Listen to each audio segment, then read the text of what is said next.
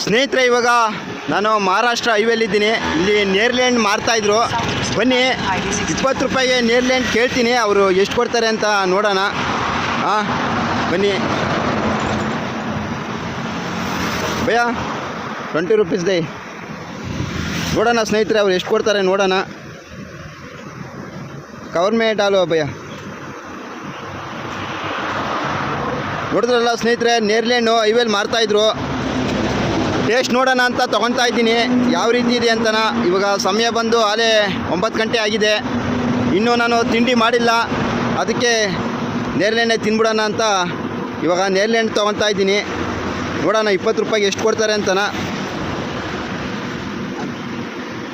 Doll ಭಯ, ಇನ್ನೊಂದು ತೋಡ doll.